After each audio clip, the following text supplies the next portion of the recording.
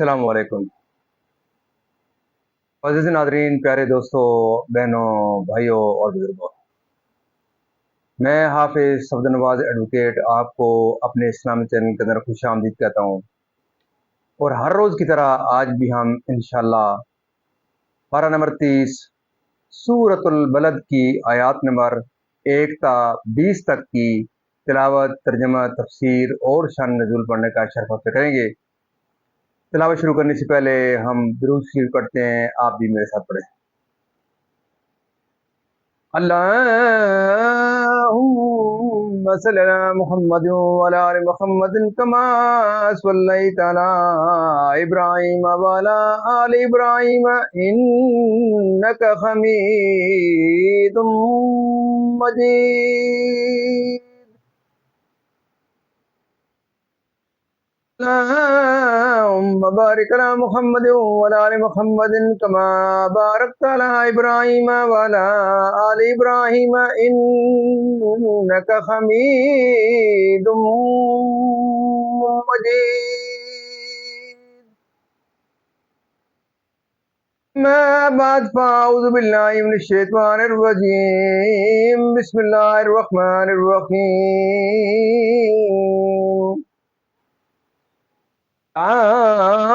أقسم بهذا البلد لا أقسم بهذا البلد وأنت خل بهذا البلد ووالد وما ولد لقد خلقنا الإنسان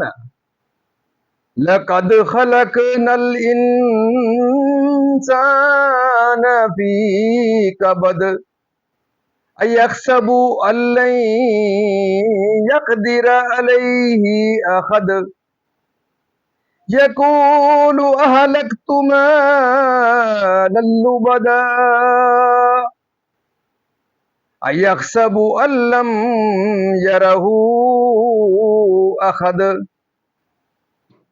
ألم نجعل له عينين ولسانا وشفتين وهديناه النجدين فلاقتحم العقبة وما أدراك ما العقبة فك رقبة أو إطعام في يوم ذي مسغبة يتيما ذا مقربة أو مسكينا ذا متربة ثم كان من الذين آمنوا وتواصوا بالصبر وتواصوا بالمرحمة أولئك أصحاب الميمنة والذين كفروا بآياتنا هم أصحاب المشأمة عليهم نار مؤصدة. صدق اللہ العظیم. ترجمہ. سورہ بلد مکی ہے. اللہ کے نام سے شروع جو نہایت مہربان رحم والا. اس میں 20 آیتیں اور 1 رکوع ہے. مجھے اس شہر کی قسم کہ اے محبوب تم اس شہر میں تشریف فرما ہو، اور تمہارے باپ ابراہیم کی قسم اور اس کی اولاد کی کہ تم ہو. بے شک ہم نے آدمی کو مشقت میں رہتا پیدا کیا. کیا آدمی یہ سمجھتا ہے کہ ہرگز اس پر کوئی قدرت نہیں پائے گا؟ کہتا ہے میں نے ڈھیروں مال فنا کر دیا. کیا آدمی یہ سمجھتا ہے کہ اسے کسی نے نہ دیکھا؟ کیا ہم نے اس کی 2 آنکھیں نہ بنائیں اور زبان اور 2 ہونٹ اور اسے 2 ابری چیزوں کی راہ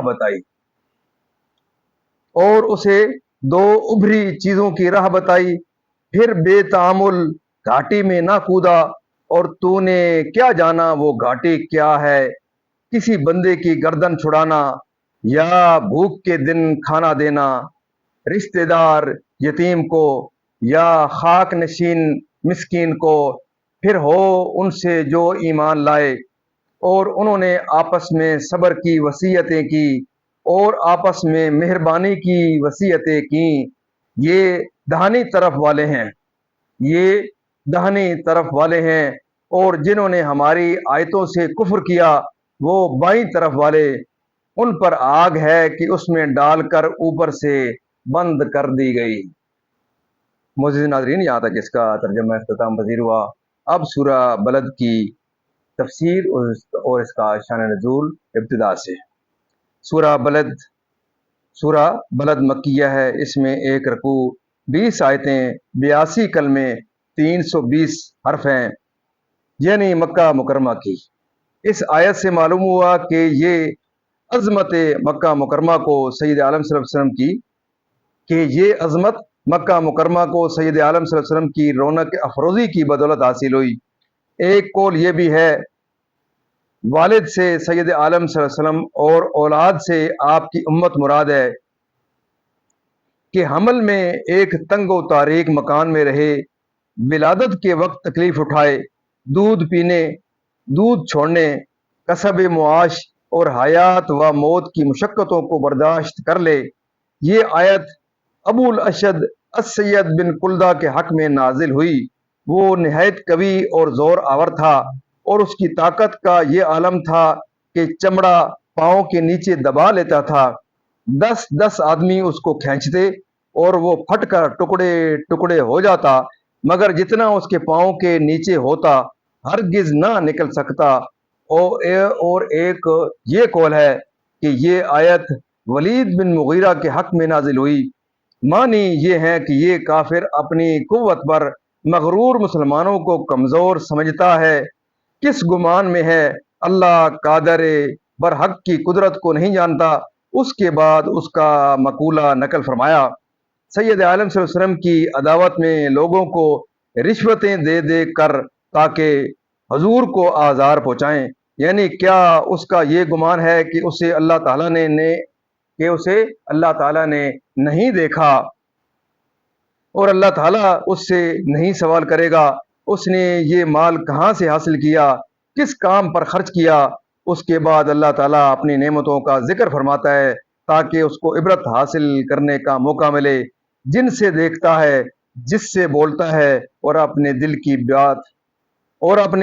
کی بات بیان میں لاتا ہے، جن سے منہ کو بند کرتا ہے اور بات کرنے اور کھانے اور پینے اور پھونکنے میں ان سے کام لیتا ہے، یعنی چھاتیوں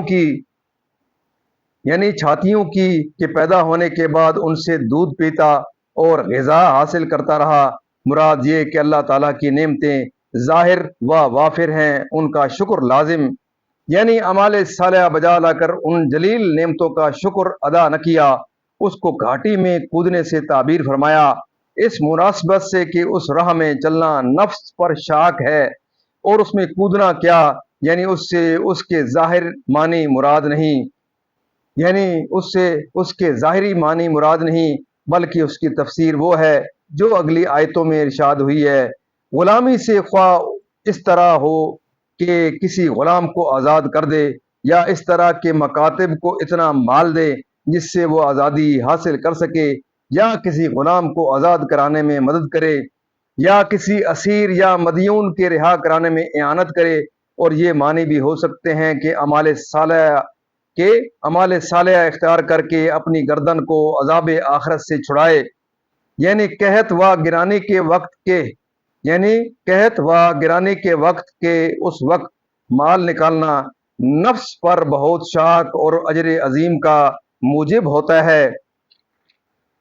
جو نہایت تنگ دست اور درماندہ، نہ اس کے پاس اوڑھنے کو ہو نہ بچھانے کو۔ حدیث شریف میں ہے، یتیموں اور مسکینوں کی مدد کرنے والا جہاد میں سعی کرنے والے اور بے تکان شب بیداری کرنے والے اور مدام روزہ رکھنے والے کی مثل ہے۔ یعنی یہ تمام عمل جب مقبول ہیں کہ عمل کرنے والا ایماندار ہو، اور جب ہی اس کو کہا جائے گا کہ گھاٹی میں کود، اور اگر ایماندار نہیں تو کچھ نہیں، سب عمل بیکار، معصیتوں سے باز رہنے اور طاعتوں کے بجا لانے اور ان مشقتوں کے برداشت کرنے پر جن میں مومن مبتلا ہو، کہ مومنین ایک دوسرے کے ساتھ شفقت و محبت کا برتاؤ کریں، جنہیں ان کے نامہ اعمال دائنے ہاتھ میں دیے جائیں گے، اور عرش کے داہنے جانب سے جنت میں داخل ہوں گے، کہ انہیں ان کے نامہ اعمال بائیں ہاتھ میں دیے جائیں گے، اور عرش کے بائیں جانب سے جہنم میں داخل کیے جائیں گے، نہ اس میں باہر سے ہوا آ سکے، نہ اندر سے دھواں باہر جا سکے۔ ناظرین، اللہ تعالیٰ کے فضل و کرم سے آج تک یہاں تلاوت، ترجمہ، تفسیر اور اس کا شان نزول اختتام پذیر ہوا۔ ہم اللہ تعالیٰ کے دربار کے اندر اس کلام مقدس کے صدقے حضور پاک صلی اللہ علیہ وسلم کی ذات و برکات کے صدقے دعا کرتے ہیں کہ اللہ تعالیٰ ہمیں قرآن پاک پڑھنے، قرآن پاک کو سمجھ کر اس کے احکامات کے مطابق حضور پاک صلی اللہ علیہ وسلم کی پاک سیرت کے مطابق اور صحابہ کرام کے نقش قدم کے اوپر اللہ تعالیٰ ہمیں چلنے کی توفیق عطا فرمائے۔ اللہ تعالیٰ تمام پریشانیاں دور فرمائے، تمام بیماریوں کو شفا کاملہ علاج فرمائے، تمام مرمین کو اللہ تعالیٰ جنت الفردوس میں اعلیٰ و بالا مقام عطا فرمائے۔ آپ تمام معزز ناظرین سے یہ سزا رہتی ہے کہ آپ اس پروگرام کو صدقہ جاریہ سمجھتے ہوئے اس کو آپ سنیں، صدقہ جاریہ سمجھتے ہوئے اس کو آگے لائک شیئر کریں اپنے دوستوں، عزیز و اقارب کے ساتھ، کیونکہ یہ ایک بہت بڑا صدقہ ہے۔ اللہ تعالیٰ اس پروگرام کے صدقے آپ کی زندگی میں خیر برکت عطا فرمائے۔ اللہ تعالیٰ تمام پریشانی دور فرمائے، تمام بیماری کی شفا کاملہ علاج عطا فرمائے، تمام مرحومین کو اللہ تعالیٰ جنت الفردوس میں اعلیٰ و بالا مقام عطا فرمائے۔ اور آپ تمام معزز ناظرین کے لیے یہ خصوصی دعا ہے کہ اللہ تعالیٰ دن قیامت مجھے اور آپ کو اللہ تعالیٰ کے دربار کے اندر حضور پاک صلی اللہ علیہ وسلم کی شفاعت نصیب فرمائے۔ آمین ثم آمین۔